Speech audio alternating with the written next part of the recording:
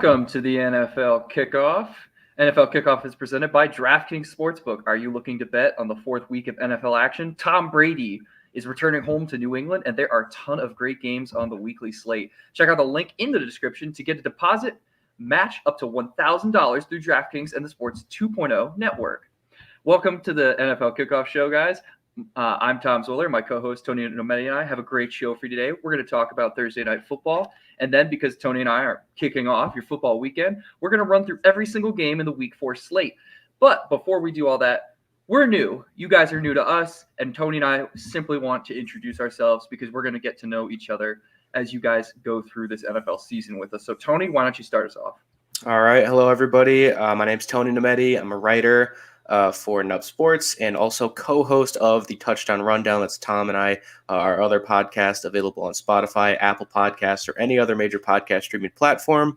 I've been an NFL fan my entire life. My best takes so far that I've done are probably that Justin Herbert will enter the MVP conversation this year instead of having a sophomore slump type of year, and that Trevor Lawrence will not be able to move over to the NFL and bust because of it.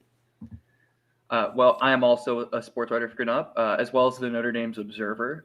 I host the Touchdown Rundown with Tony, of course. And my best take going into the season is that Matthew Stafford for MVP, I think it's looking really good. It's looking really promising, as well as the Chargers making the playoffs. That is quite a good take. I do not agree with Tony that Trevor Lawrence will be a bust because that's kind of not looking good after last night. Now, Tony, how did you feel about Lawrence and his performance last night? Last night's game was just bizarre. It looked like somebody spliced together kind of two halves from different games. Lawrence looked a lot better last night than he has in previous games. You know, no turnovers, obviously a great thing. I don't want to say he looked really good because he didn't have a completion until 4:41 left in the first quarter. So he started off really slow. And if you look at the play-by-play on ESPN, you go to their kind of game summary from last night, go to play-by-play, look at each individual play. 90% of his balls that he threw, it says super short right in there. Super short, short right, short left. And he let the receiver do a lot of the work. Other than that 50-yarder and the sideline dart to Agnew he had, which both of those throws were pretty awesome, I got to say. I'm not going to take those away from him. But other than those, he didn't have a whole lot of flashy, incredible plays that you kind of expect to see out of the first overall pick. If you take those plays away, he actually went 15 of 22 for 125 yards, with a lot of those yards being after the catch. So that really is a whole different stat line. And the high completion percentage, low yards, just kind of further affirms to me that he was accurate, but he was only really attempting these short dink and dunk passes. So I don't want to suddenly say he has it figured out when he's mostly throwing these kind of shorter balls that you should be able to throw as a college age kid, but that's not something that you should have to rely on as an NFL quarterback. And I guess I just want to see him make more of these bigger throws in the big moment instead of throwing these picks before I say he's really a good quarterback. No, that's definitely totally fair. I noticed that he really was only taking the easy throws. I do think that this is a good thing for him, though, because it means that Urban Meyer's kind of getting a handle on how he should be playing this NFL offense. It's a lot different than college, and he's been playing it more like college. The broadcasters last night, they even said as much. They said Trevor Lawrence was quoted as saying, I can't force things to happen in the NFL. I could do that in college. I could make plays as they broke down around me, but I cannot create stuff in the NFL because it's just too different. The level of competition is too good. And speaking of that, the last time that Lawrence actually lost in college, not the last time he lost in college, one of his 4 losses in college was to Joe Burrow. So I know you're really high on Joe Burrow, Tony. I believe you wrote an article about the two quarterbacks and which one was likelier to have the better career. So last game pretty much affirmed that for you? Yeah, absolutely. I wrote an article, Lawrence versus Burrow, who's going to have the better career. That one's on BetJack if you guys want to check it out. And I pretty much said that Burrow came out and he's done a lot. He did more almost with less. Lawrence has certainly had a much better O-line so far. He was sacked, I think only 3 or 4 times in his first 3 or 4 games that we saw, whereas Burrow was hit maybe 9 to 12 times, I think it said. So Lawrence is working with a lot better protection. He has more time in the pocket to really let plays develop. He's just been missing a lot of throws.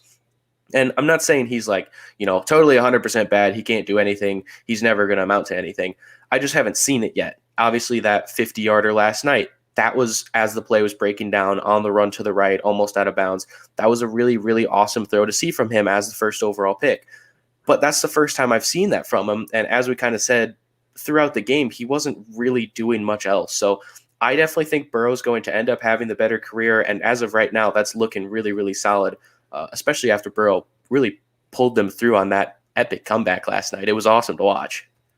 It really was a good game, and it did not look like it was going to be a good game at the start because of how well Jacksonville was playing when it came to running the ball. Now, Tony, let's flip it over to the defensive side of the ball for Cincinnati. I was alarmed by how much they gave up those rushing yards, and then how to both Allen and to Lawrence.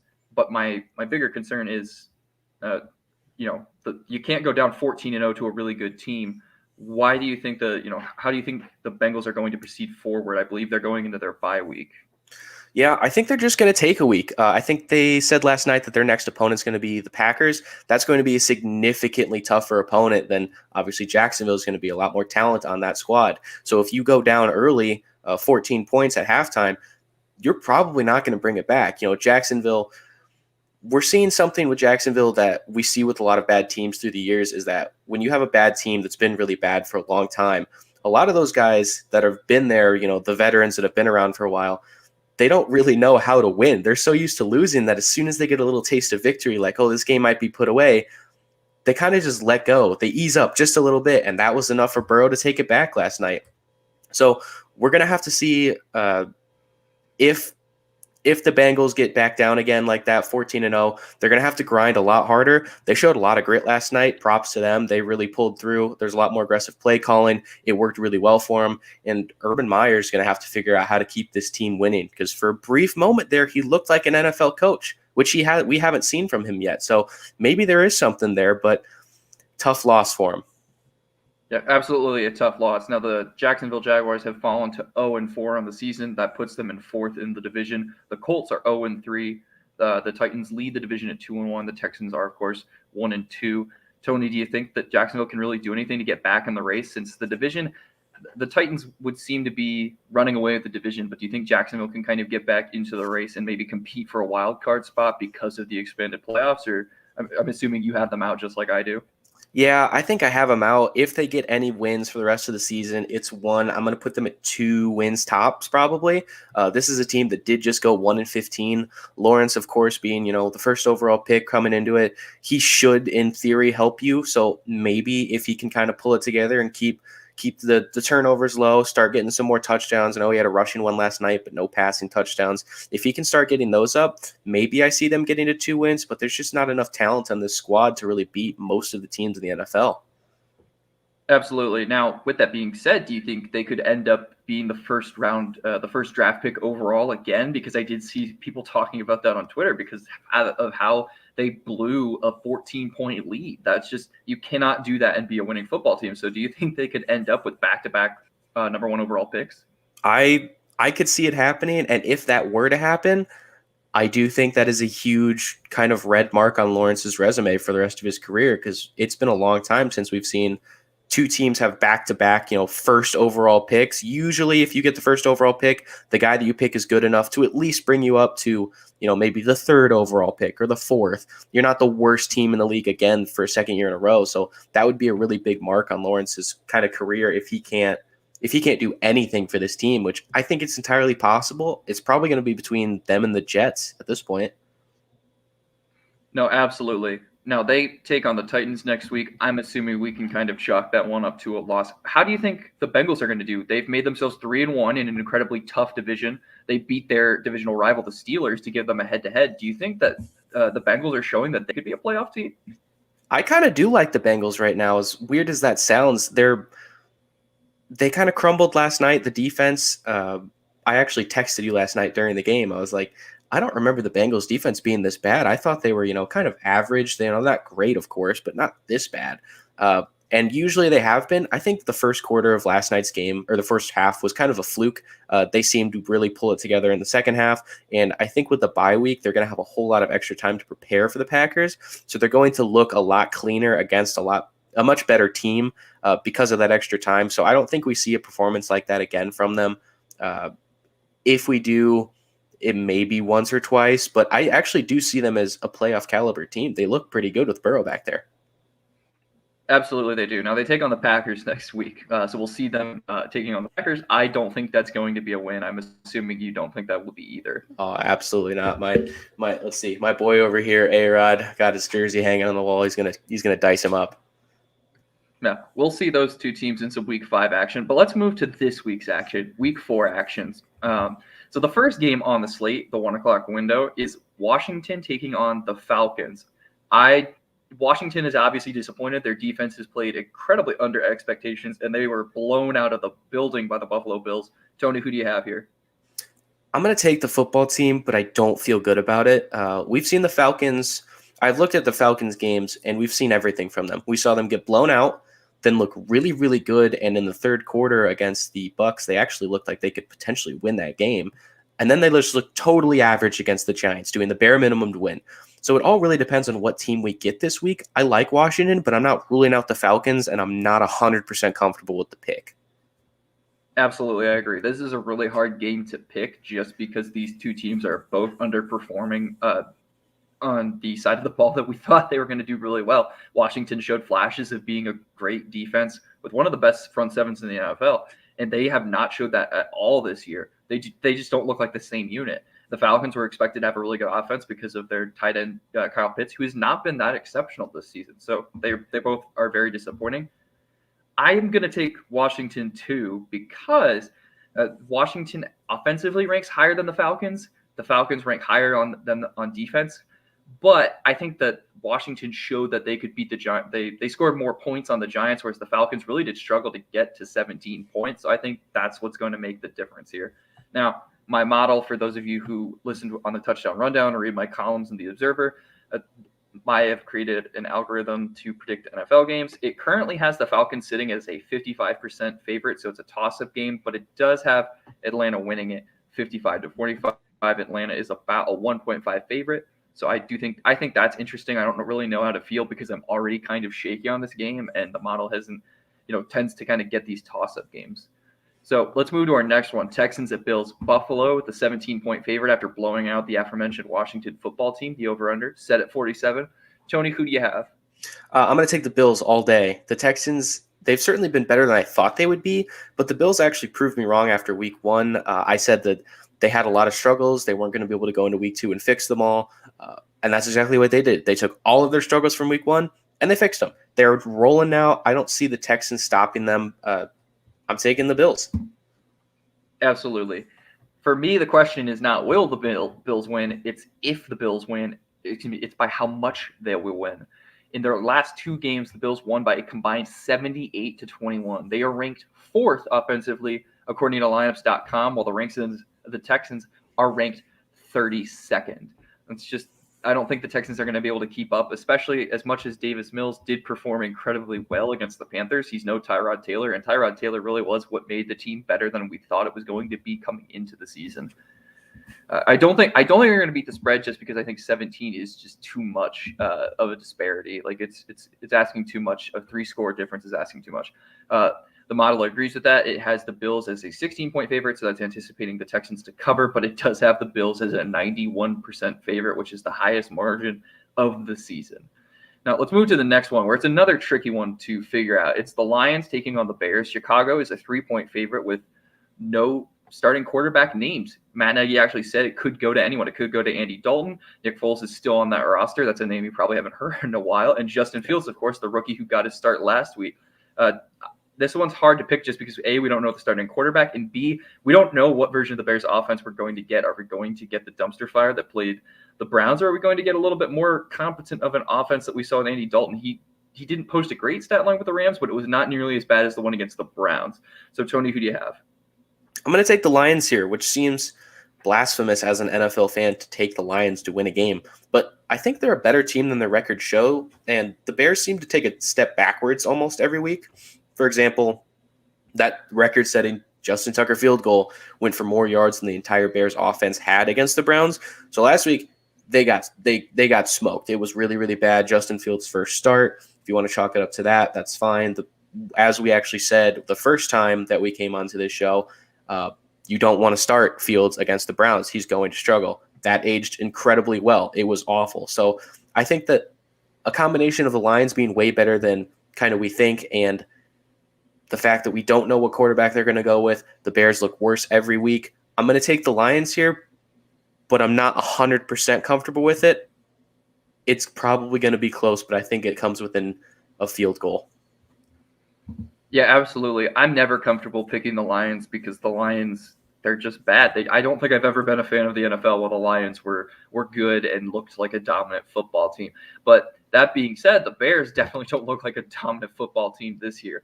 They rank 32nd in yards, 29th in attempts, in passing attempts, and 31 in passing completions, and they're the 20th in rushing yards. So they don't have a good offense. I know that is a bit of a sample size that's a little diluted because of their performance against the Browns. But again, that's really bad. And going into the game last week, they weren't as bad, but they weren't good by any means. And the Lions, on the other hand, their passing offense with Jared Goff is not actually that bad. They rank 14th in passing yards, and they're 6th and 5th in attempts and completions, respectively. Jared Goff is actually kind of looking better in Detroit than he did for some of his stretches with the Rams, which really is saying something because I kind of expected his career to go to Detroit and die. I'm going to take the Lions here too. They really are just a miraculous Justin Tucker field goal that needed the correct bounce to go in from being 1-2. They really did have a chance to win that game against the Ravens. They came back on the 49ers and made that a game really quick. And they didn't hold on to their lead, but they did actually lead the Packers for a majority of their game in the first half. So the Lions, I think you're right, Tony, in that they are a lot better than their record would indicate. The model disagrees with both of us, though, which is not a good sign. It has the Lions as just a 40% chance favorite to win the game. The Bears at 60 and has Chicago as a 3-point favorite. So it's assuming that the Bears should hang on to the spread. Now we move to a game that is near and dear to my hearts. You can't tell because I'm wearing a Chargers hat, as I'll explain when I get to the Chargers. But I'm a huge Panthers fan. And it really does pain me to say this because I really do love the Carolina Panthers. I have a jersey, I have a flag, a blanket, I have everything. But they're not going to win this game, even though I'd love to think and see them win this game. The Panthers are going to miss CMC on offense. The offense is going to really become one-dimensional. I have not bought into their backup running back, and J.C. Horn being gone from the secondary is going to be a problem. I do know they acquired the Jacksonville's piece from the Jacksonville Jaguars secondary, but he's a rookie. He didn't exactly look great in Jacksonville, so I don't know how much of an immediate replacement he's going to be, and I do think it's hard to replace J.C. Horn. So I'm taking the Cowboys, and I'm taking them to beat the spread because they're home, and the Panthers are looking really weak. Absolutely. Cowboys, 100%. The Panthers they've been more impressive than I thought they would be, but with the losses of CMC and J.C. Horn, they're surely done for the year. Dak's going to have a field day against the secondary that's down now, a huge kind of corner piece that they relied on heavily already, and they're not really going to have to worry about much in the run game now that CMC is out. So that Cowboys defense should be able to smother Darnold pretty well, and that secondary is going to be enough to anytime Darnold does have any time at all in the pocket, then they're gonna be able to force a lot of incompletions and turnovers, I think. I do think that Darnold has the potential to be good just because I don't know if I buy that the Cowboys have a great secondary, but they do at least have a better defense than they did last year. So I really do think that the Cowboys are not going to have trouble scoring or as much trouble scoring as they could have against the full-strength Panther squad. And I do think the Panthers are going to put some points on the board, but it just won't be enough to keep up with Dak because Dak is really on an impressive clip so far through the season. Yeah, he hasn't missed a step. No, absolutely not. Ever since his injury, I thought maybe he'd slow down a little bit. We're not seeing that at all from him. The model has the Cowboys actually beating the spread. They have him as a 10.5 favorite, which amounts to about an 82% chance of victory for the Cowboys. So that's really not looking good. Oh, this weekend's going to hurt. All right, next we move to the Colts at Dolphins. Miami is a 1.5 favorite. Their over-under is set at 42.5. This is a hard matchup for me, and I want to hear your thoughts first, Tony. I like the Colts here. The Dolphins have been underwhelming so far. I hope they turn it around because going into the season, I was kind of a fan of the Dolphins saying, they're really, really young. They looked good last year. Let's see what they can do this year. And they just haven't lived up to that so far. I think it's going to be a somewhat close game. I don't think the Colts are going to absolutely run away with it. I don't think the Dolphins are that bad. But this isn't going to be the game that the Dolphins turn it around. The Colts are just a little bit too good. The defense last week forced Tannehill into 2 interceptions, and we should see Jacoby give the Colts plenty of turnover opportunities. So we'll see how it goes, but I'm going to take the Colts here. Okay. I'm going to have to disagree with you there just because I think this one is tricky to call. The Dolphins looked really good against the Raiders, which, is noting they were playing the Raiders. That's not exactly an elite defense, but it is improved from last season. But the Colts have actually kind of fallen apart. Quentin Nelson may actually miss the game. Of course, Wentz has 2 sprained ankles, which is limiting his mobility. That offense does not look kind of as was advertised before the start of the season when Wentz was initially traded to the Colts. Mm-hmm. The Colts have allowed a lot more sacks because Wentz tends to hang on to the ball a lot longer than Phillip Rivers. I believe Wentz holds onto it for like 2.8 to 2.9 seconds an attempt, whereas Phillip Rivers was getting it out in about under 2.4, which is a huge difference. So of course the Colts only scored 16 points against the Titans, which you should probably be scoring more than 16 points against the Titans. They're ranked 25th in defense, and you're supposed to have a really good offense. So I'm actually going to take the Dolphins because they have home field advantage, because I think that Brissett, while not great, does at least allow the Dolphins to be competent on offense. He's not the world's worst backup by any stretch of the imagination. So I'm going to take the Dolphins, which scares me because the Tony, when they agree on a pick and I disagree, are 10-1. So those really are not good odds. I really don't look good in this one. That is true. And I guess we should, before we go any further, we should probably tell them a little wager that we have. I guess we haven't introduced it on this show yet. No, we haven't. So Tony and I was really cocky at the start of the season and said, Tony, I think we should wager some money on who can get more picks. I'm going to bet you one NFL hat of your choice that I beat you in picks. And Tony agreed. And then Tony has decided to just crush me ever since. I believe he leads. Is it 4 games or 5 games, Tony? I know I am 33-16 this season so far. Are you're 29 and something? I believe, yes. I'm 29 and I'm 29, I think. Yes. 29 and 23 or something like that. So 4 games ahead so far. We're also, just for kicks and giggles, comparing ourselves against all of the ESPN analysts. So I am tied for first with Bowen and I think maybe Graziano, I want to say, but I forget who the other one is. I know it's Bowen because he came out in an absolute tear at the beginning of the season. Yeah, I believe it actually might be, I think, Foxworth. Foxworth? It might be Foxworth. Mm-hmm. Yeah, but that's not looking good for me because Tony and the model agree. It typically means they're right. I don't like my odds, but what can I say? I'm staying true to that pick. That was my analysis before I realized that they were agreeing together. The model has Indianapolis as a 1-point favorite. It's a 54% chance to a 46% chance of victory for the Colts, which isn't the worst. It's a toss-up game, so I'm giving a little bit more hope.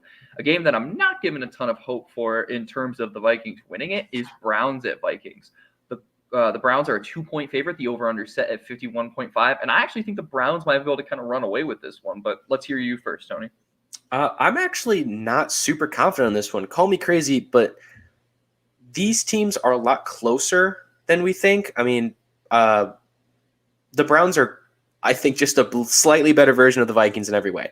So let's see. Dalvin Cook can run. The Browns have Nick Chubb. That's gonna be one where I believe in Nick Chubb a little bit more than I believe in Dalvin Cook right now. He's still not 100%, slightly injured. And the Vikings are really just a handful of plays away from being 3-0. They're better than a lot of people are giving them credit for. I'm going to take the Browns because I think that they looked really, really good against the Bears last week. That's going to kind of be a spark for them. They're going to really get rolling based off of that game. So they have a lot of momentum going into this one. It is at the Vikings Stadium, so Vikings do have home field advantage, but I don't think it's going to be enough to overtake the Browns. But I do think it's going to be about as close as the spread has it right now, which a lot of people are surprised at. So the reason I'm taking the Browns to be a little bit better is because we saw how good that Browns defense can be against the Bears, and we know that the Vikings, really are more of a rushing team.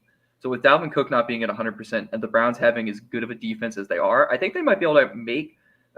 They also have good offense. So they're going to be able to score. I think they're going to have an easier time scoring than the Vikings are. So they're going to force the Vikings to have to pass the ball. And when you're one-dimensional, you're a lot easier to stop. So I think the Browns actually might be able to sneak away with this one by beating the spread. I guess runaway is a bit of a misnomer when the spread, of course, is set to just 2.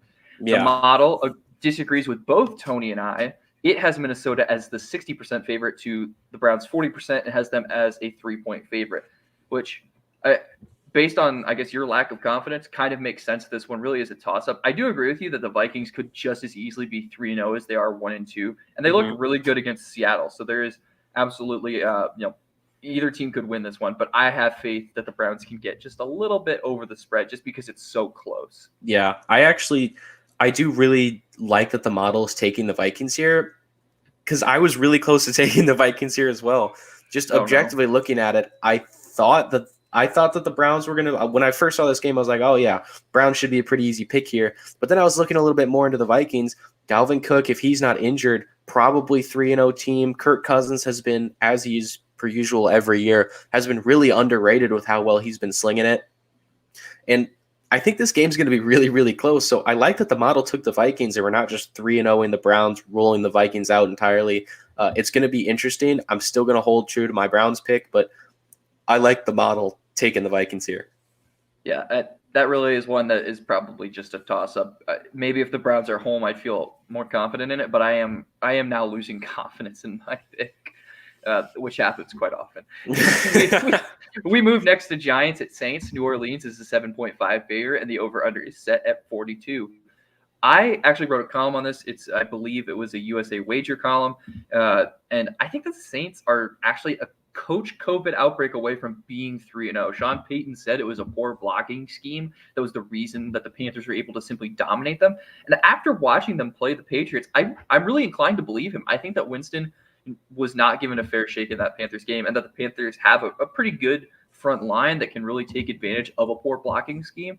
So I think that the Saints probably should be 3-0. Like, if we're being realistic, if that COVID outbreak doesn't happen, or if it's postponed to try and allow the coaches to catch up. I know the NFL said there's not going to be postponements this year and that you're just going to play as you are. But I thought that there was actually a really good chance for the Saints to be 3-0.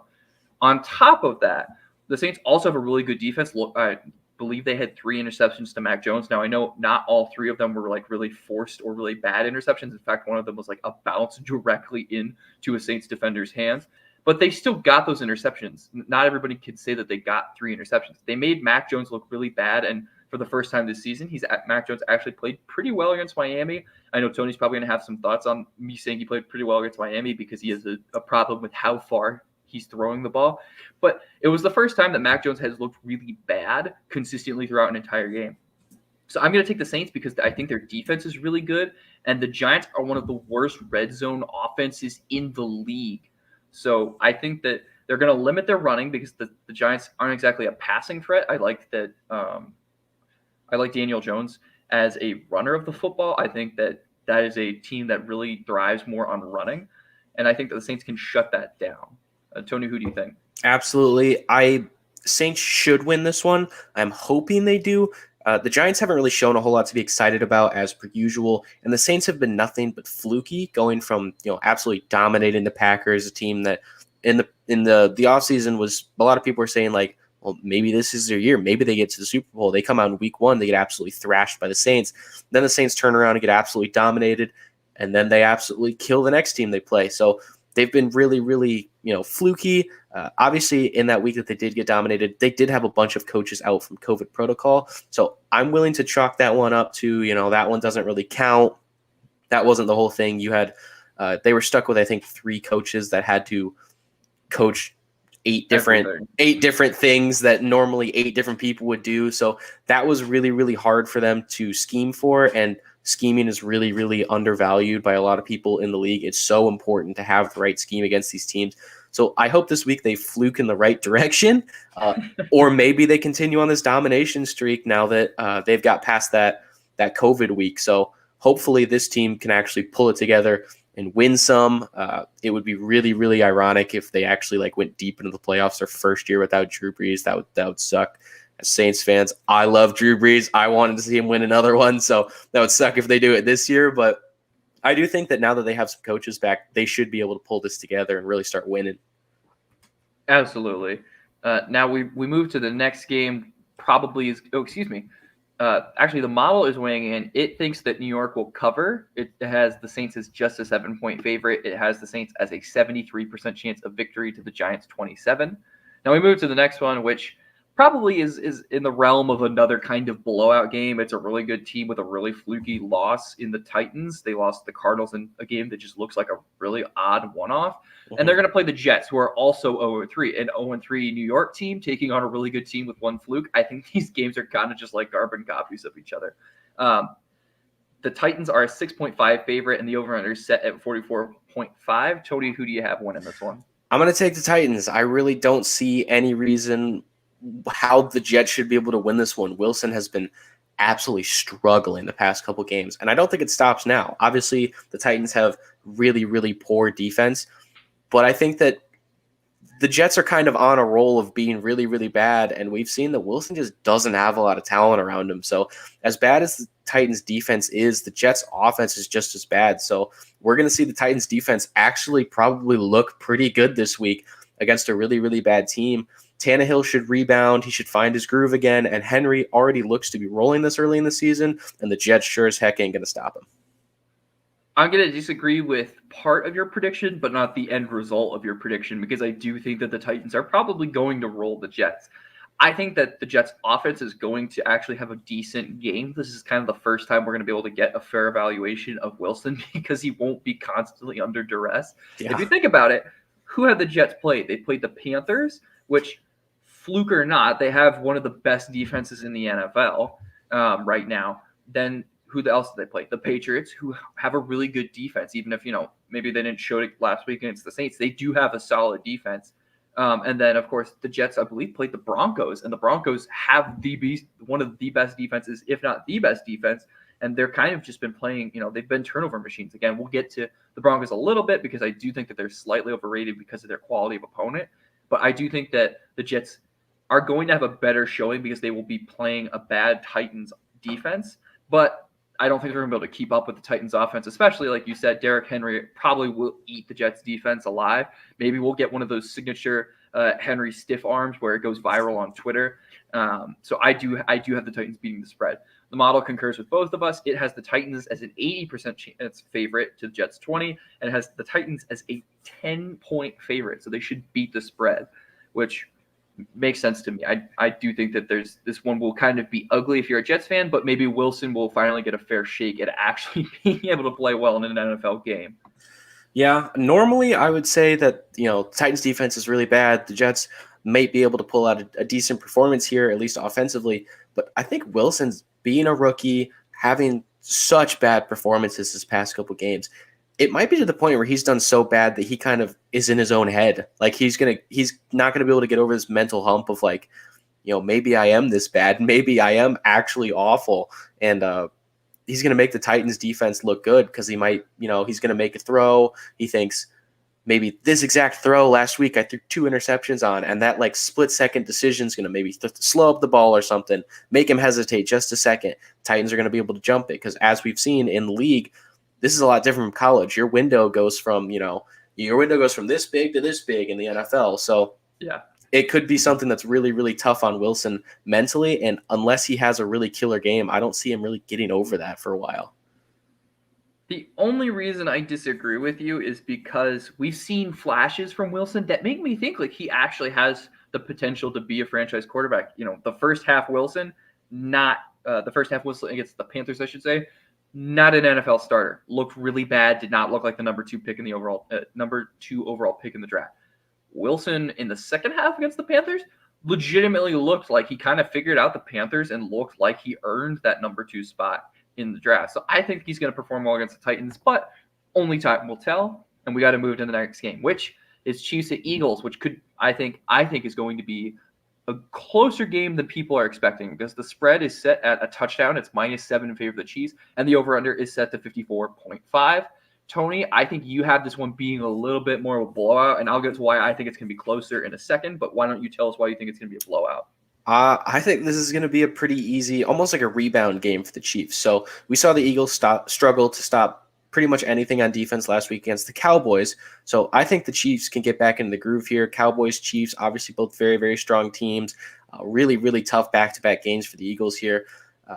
The only reason that I am not going to say this is like a 50-point blowout is because the Chiefs are pretty terrible on defending the run, and the Eagles rank 5th in rushing yards. So there actually is a chance that they could somewhat keep this close, but it's a slim chance when you're playing against Mahomes, who's now, ticked off that Chiefs offense had, 4 turnovers, including 2 Mahomes picks last week against the Chargers in a game I properly predicted.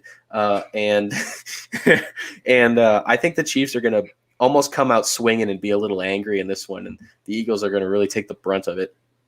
Yeah, so again, we'll get to that. Tony's making fun of me because of my inability to pick the Chargers, despite the fact that I thought the Chargers had a legitimate chance to make the playoffs, and then proceeded to pick against them in the 2 games they won and pick them in the game they lost to the Cowboys. So yeah, I'm not good with the Chargers, and we'll get to that in a minute. But I think this is going to be a good rebound game for the Chiefs offense. Like they had 4 turnovers, so it really is kind of hard to do worse than 4 turnovers. I really hope they don't do worse than 4 turnovers. My fantasy team depends on it. So we did see the ends, right? So the Cowboys just destroyed the Eagles, and I actually turned that game off despite having a thing about not turning games off because they could always become interesting. At the halftime, I was like, nope, I'm done. I'm going to go to bed. I'm going to get an extra hour or 2 sleep. And I was right. So I think the Chiefs are going to get back in the groove offensively. I think we will see 0 Patrick Mahomes turnovers. I think maybe we see a fumble or 2 because I think Clyde Edwards-Helaire might be kind of developing a fumble problem. We saw him fumble against the Ravens, and we saw him fumble then again against the Chargers. So he didn't have a single fumble in his entire first season, and now within 3 games he has 2 fumbles. That seems a little bit problematic. But as Tony said, the Chiefs are horrible at defending the run. I believe they're 31st or 32nd against the run in the NFL. And again, to be fair, they did face the Ravens and they did face the Browns. Those are 2 really good rushing teams. But the Chargers also were able to run a fairly decent amount on them. And that kind of helped to contribute to costing them the game. So I think that the Eagles are really good at rushing. I believe Hurts is actually going to be a solid rusher, a rushing quarterback. He's going to be incredibly mobile. I think he can make the Chiefs pay for it, sort of like Lawrence did last night against the Bengals, where it looks like you kind of have everything locked down, and he just takes off with his legs and grabs that first down. Mm-hmm. So I think this one's going to be closer than people are anticipating. I think that the Eagles are actually going to cover the spread. The model definitely agrees with me. It has the Chiefs as just a 64% chance of victory to the Eagles 36, and it has Kansas City at just a 4-point favorite. Tony, thoughts on that? I think that I guess I want to say back to your point about Clyde Edwards-Helaire having a little bit of a fumble issue. As much as it is odd that, and it's not a good look for him that he now has 2 fumbles this year as opposed to none in his first year, I also do want to say that looking back, I actually did look back at really slowly at the film for both of those fumbles. And it's not like they were really like fluky, like he just dropped the ball or something stupid. They were actually 2 really, really solid, really good form punch out tackles, or where the DB actually did, swing the arm over, make great contact with the ball. So at a certain point, yes, he needs to hold onto the ball a little bit tighter, but it was also like textbook tackles both times that are probably going to force fumbles. So as much as it is a little bit of a red flag, if I'm a Chiefs fan, I'm not super worried about it because the odds are slim that a DB really makes like a perfect textbook tackle that many times in a season to force a lot of fumbles. So I think he rebounds. He's going to be fine. The only issue I have is, like you said, Philadelphia, they have Hurts. Hurts is a pretty decent runner. So I think that he can definitely break out and run for a couple of key first downs if they really need to, because the Chiefs are just going to be, I think they're going to be kind of reeling all game on defense. I think Hurts is going to look better than we think he's going to look, and it's going to be more of a shootout than we think. I do still think Mahomes runs away with it because he has so much more of a supporting cast, but it's not going to be like, 40-point blowout. No, I definitely can get behind that. I think you're right. And look at the Eagles. They kept it close with the 49ers, and they absolutely destroyed the Falcons offensively. So I think that they do have a legitimate case to be as good as they are. I am surprised that the model didn't at least give the Chiefs a 70% chance of victory, because it gave the Chiefs a 70% chance of victory against the Chargers. I know that was obviously Chiefs on the road versus Chiefs at home, but still, I am a little bit surprised about that. And to your point on Edwards-Helaire, I'm not worried if I'm a Chiefs fan, but it is, I'd say, concerning. Like if I have to put a 1 through 5, 5 is panic, panic, panic, and 1 is no worries at all. I'd put it at 2 just because it happened in back-to-back games. So that feels concerning. And it also arguably cost them both games in back-to-back games. So the Ravens one, it definitely did. The Chargers one, maybe a little bit more up for discussion, but still, not looking good, I guess, is what I would say. It's Yeah. just mildly concerning.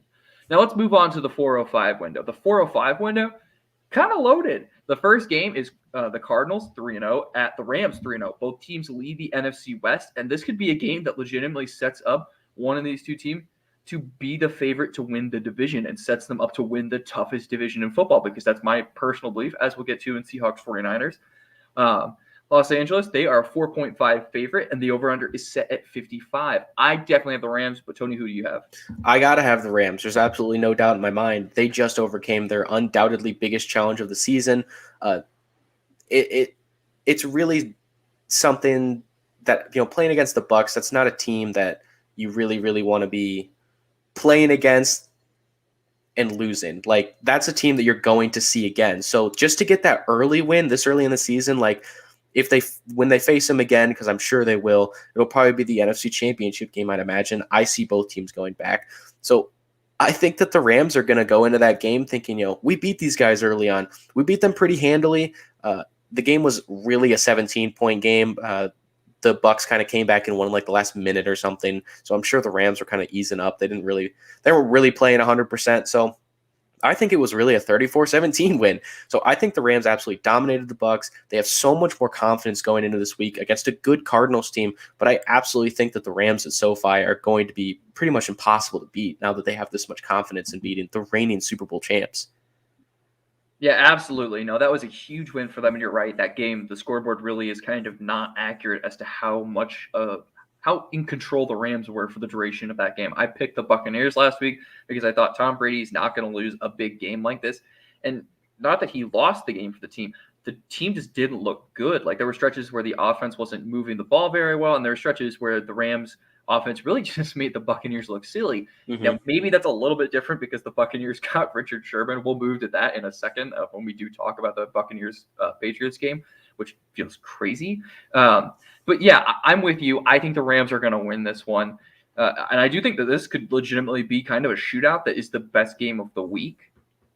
I think that the Cardinals do have a good shot at maybe making the Rams look a little bit worse, just because Murray has been so good and he's such a mobile quarterback that they were able to really stop the Buccaneers. But that's because Tom Brady sits in the pocket and is that statue passer. He can cut you up if he has time, but I don't think has much time as he'd like to have, obviously.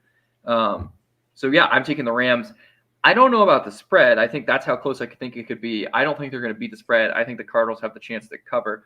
But the model, on the other hand, does not. It has the Rams as an 8-point favorite, so winning by more than a touchdown, of course, and then as a 75% chance of victory to the Cardinals 25, which feels really shocking. I actually like that for the model. I do think it's going to be at least a touchdown win. Yeah, well, we'll see. As I like to say, time will tell. Time will tell. Our next game is another NFC West game. It's actually between the basement, which feels really weird to say because when you're a 2-1 team, I don't think you exactly think of yourself as a basement dweller. But it's the 1-2 Seahawks taking on the 2-1 49ers. The Seahawks obviously need this one to get just back into the race because you're sitting at 1-2. That's a major problem. And if you go down 1-3, I really don't think they come back from that just because of the caliber of the people in the division. The 49ers, on the other hand, 2-1.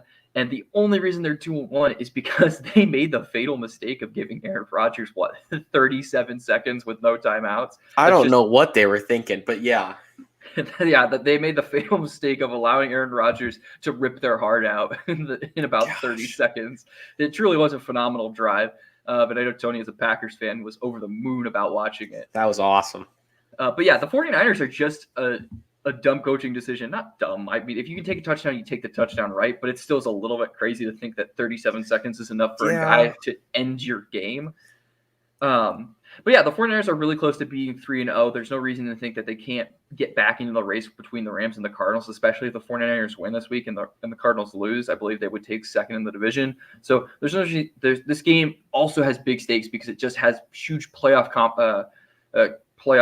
results. Like it's going to impact the playoffs. There's no question about that. I'm assuming that you have the 49ers, Tony, but I'll let you go.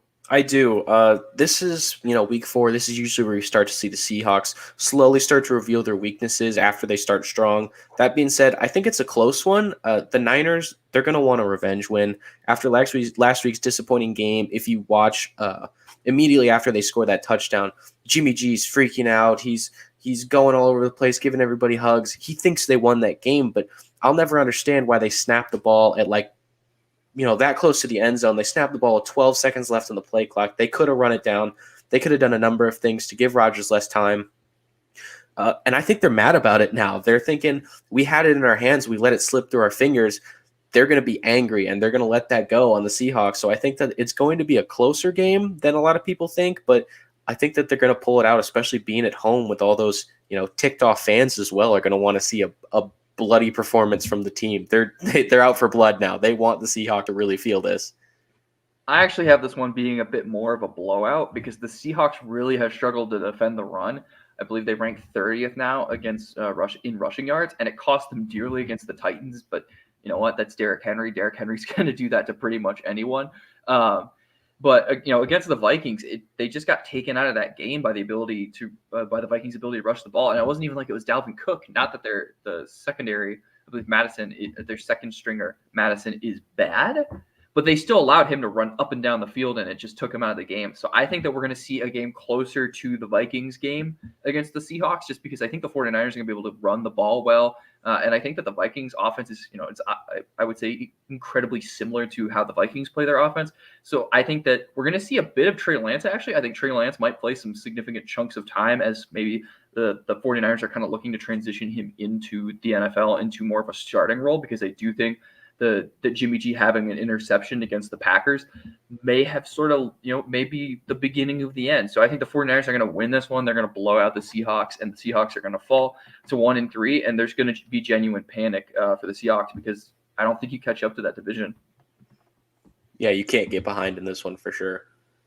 Now, the model, Tony, this is going to surprise you, I think. It has San Francisco as a 0.5 favorite. This game is a toss-up. It's 50-50. With San Francisco getting the win just because of home field advantage.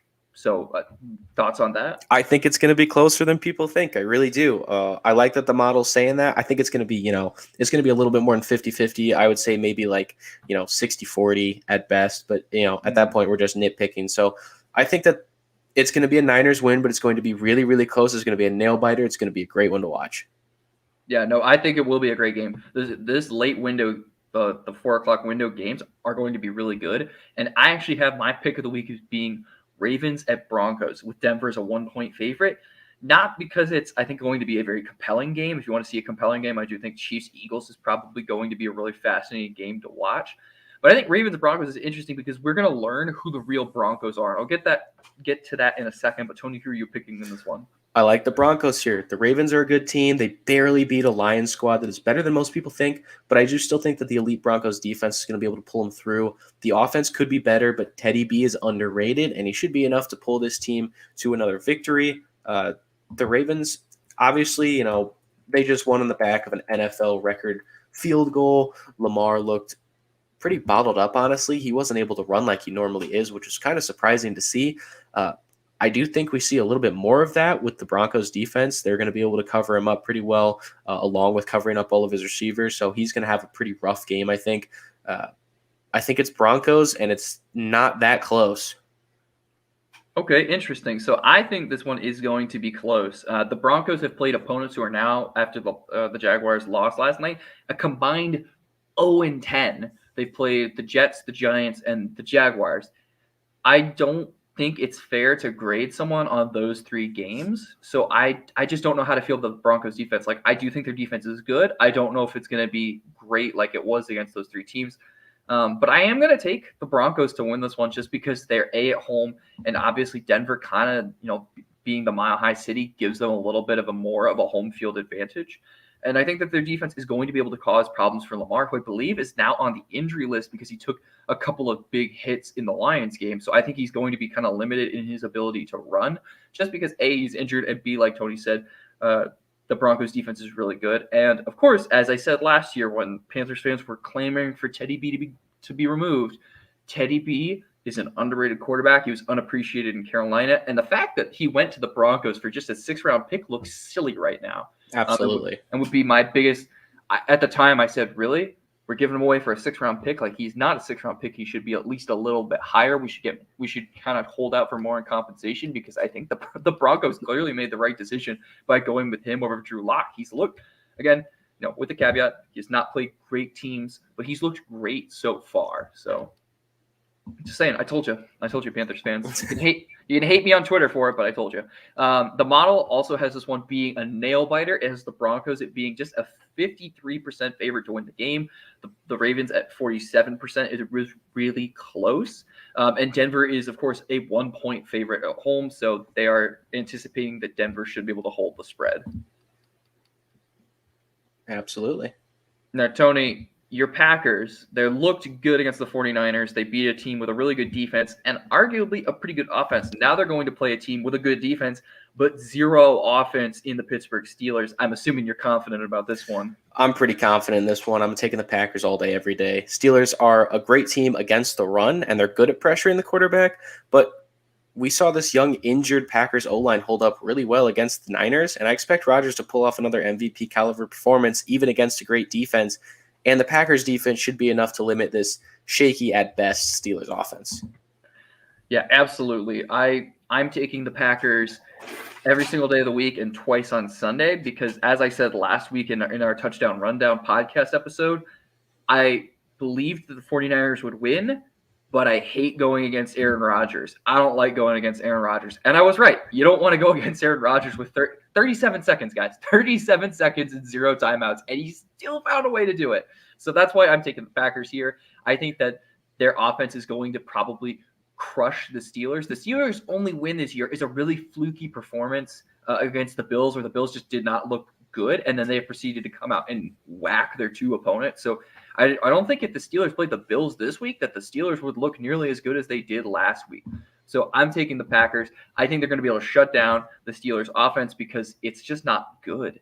I mean, my only mild concern might be that the Packers, that the Steelers would be able to run the ball a little bit on the Packers, because that was a problem that the Packers have seen in their games, is that they do allow a little bit of running. But if the Bengals and the Raiders can stop them with their kind of mediocre defenses, especially now with the Bengals looking at how they kind of just let Jacksonville run all over them in the first half, I think that the Packers should be able to do a fine job against the Steelers defensively. Absolutely. Couldn't agree more. The model has the Packers as a 60% favorite to the Steelers' 40% favorite, 40% chance of victory. And that makes the Packers a 3-point favorite. So I think I'm a little surprised by that. The model also had a lot higher expectations based on the ESPN fantasy projection. So it did have I think it has the Steelers obviously is a little bit overrated. Now we move to the last game, which has been hyped up as a really good game. I'm not a huge fan, but first I do want to tell you that if you're looking to bet on this week of this 4th week of action in the NFL, Tom Brady is returning home to New England, and there are a ton of other great games on this weekly slate that we've talked about. We've given you some of our advice. Take our word for it. Probably you don't want to take my word for it because, as we mentioned earlier, Tony seems to be hot right now. He's kind of on the money. But if you want to check out the link in the description to get a deposit match up to $1,000 through DraftKings and the Sports 2.0 network, you got a great opportunity, and I think you're going to have a lot of fun this weekend. Now, as I said, Tom Brady returning home. This game has kind of been hyped up to be the game of the week. I don't buy it. I think this is going to be a terrible game. It's only interesting from a storyline perspective, but I feel like it's going to play out kind of predictably. I think that the Buccaneers are just better than the Patriots. They have the better offense. We saw last week Mac Jones not looking great. People were talking about him as the 3rd pick in the draft. I didn't think he was that good. I honestly thought he's not even a first-round caliber talent. He looked like he's going to prove me wrong, but he really did get exposed in the Saints game. And the Buccaneers have a better defense than the Saints. I think the Buccaneers offense is probably going to hurt the Patriots defense, which is playing fine, but it's just not playing good enough to stop the Buccaneers because the Buccaneers are just that good on offense. What do you think, Tony? I'm not going to rule this game as bad just yet. I think the Bucs are obviously the better team, but if anyone can stop Tom Brady and the Bucs, it's Belichick. If he can scheme down the Bucs to nothing and he can pull off this win or even get it super, super close in a nail biter, he'll have secured the biggest win of his career. Everybody's ruling out Belichick saying, oh, Brady's got the better team. Brady's got all this and that. I don't think you ever should doubt Belichick, especially, the guy played with Brady for like 20 years. He knows everything about Brady. So I think it's going to be a closer game than we think. I don't think the Patriots win it, but I think the Bucks aren't going to be as dominant as we think they are. I do want to just disagree with you. The man has 6 Super Bowls. I don't think this is the biggest win of his career. I think the biggest win of his career. I mean, this would be a heck of a win. 28-3, Tony. I mean, yes, 28-3, but at the same time, you're the underdog against the guy that everybody's saying is your success. Maybe. I feel like in the history books, like 20 years from now, when Bill Belichick is probably still coaching the Patriots, we're not going to talk about, he beat the Buccaneers on 8:20 on Sunday Night Football. We're going to talk about the fact that the man had 6 Super Bowls.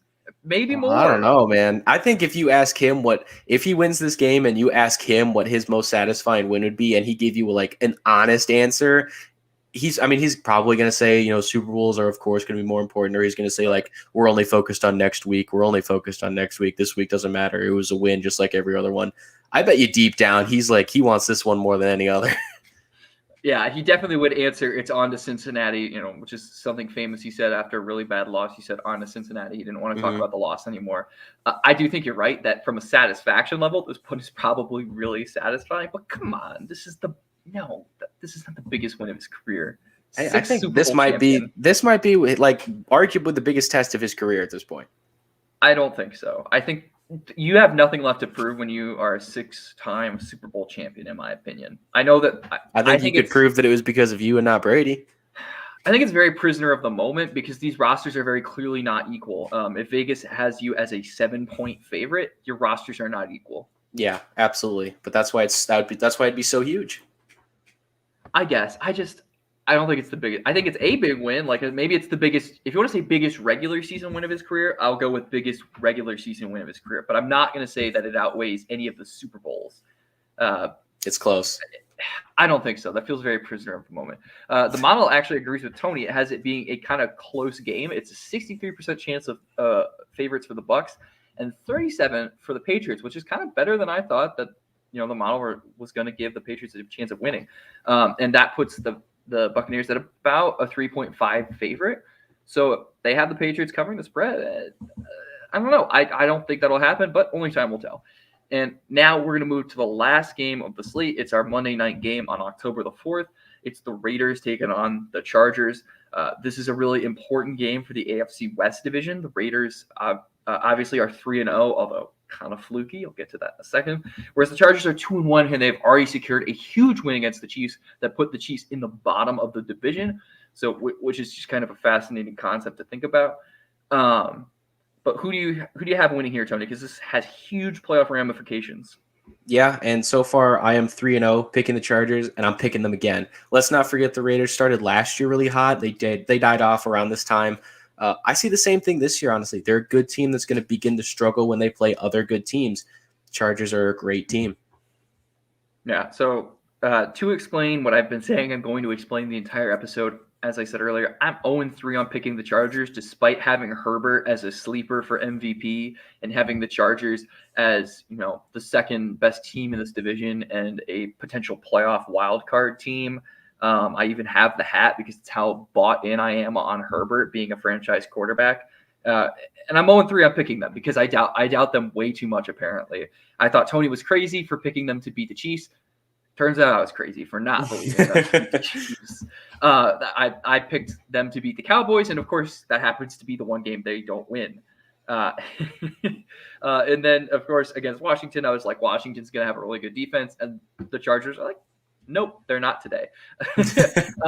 So I'm going to take the Chargers, even though it may be dooming them to lose to the Raiders, just because I think I'm the curse of the Chargers now. The Chargers have a great team finally, and I'm going to be the curse because I'm going to believe in them for the rest of the season, because if they can beat Kansas City at Kansas City, I'm probably going to take you in the rest of your games.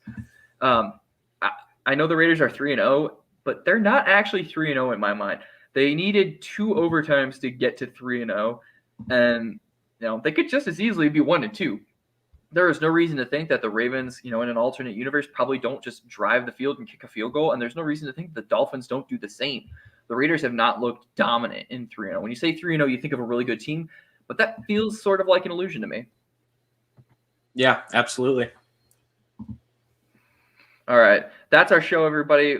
We hope you enjoyed it. We hope you'll be back. I really enjoyed doing this, and I'm excited to do this every week with Tony. But until then, I'll see you around.